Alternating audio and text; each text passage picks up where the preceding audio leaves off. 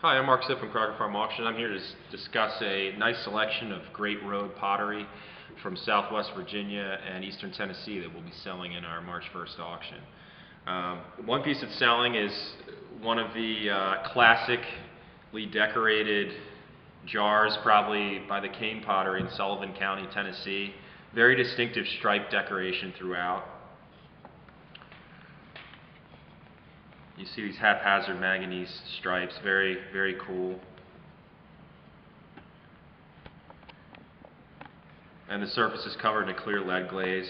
This design is probably the most well-known decorative treatment you can find on Great Road redware.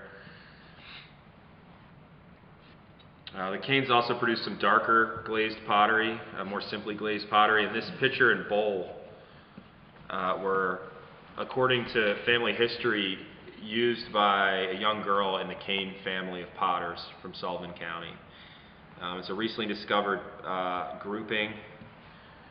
Whether they're actually made together, we don't know, but the family story is that they were both made by members of the Kane family and used together in the family. So it's a nice little ovoid pitcher. It has an interesting cut top. While this piece was spinning on the wheel, they used a tool to actually cut the top so it's flat, fairly distinctive looking. Partially glazed underside, nice little ovoid form, and then this bowl with manganese modeling on the interior and a lead glaze. This pitcher was found in southwestern Virginia. It's the only example I've seen quite like it with this exact form and glaze. I have seen a bottle that had a dipped glaze similar to this, but the form is great. A nice little ovoid cream pitcher, tooled banding around the midsection, and a highly unusual dipped manganese glaze on the bottom half and the upper half. You can even see it on the handle, giving it a very striking striped appearance. And this jar right here was found in Eastern Tennessee years ago, and it has that great classical form, very urn-like form that a lot of the Great Road potters form their pots in. And this form is very typical of the area, both southwestern Virginia and eastern Tennessee. There's a large number of these jars in, maybe a small number of jars in a collection of Mazda that have these very fine ribbed strap handles that are freestanding. Can you get that, Luke? This one right here.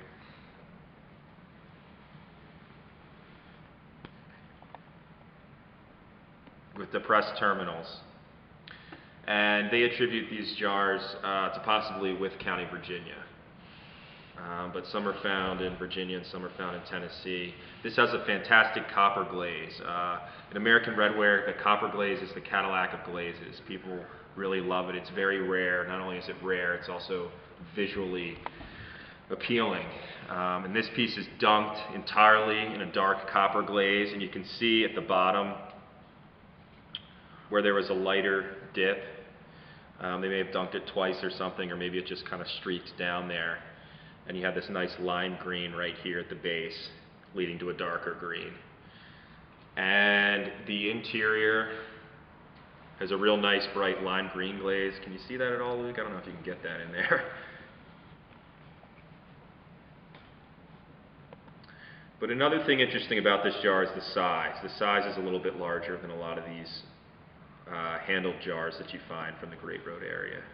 So it's a very sculptural form, very nice form, and it really exemplifies how skilled these potters were at making these jars, because there's a lot of pottery from throughout the country that just isn't as nicely thrown as this.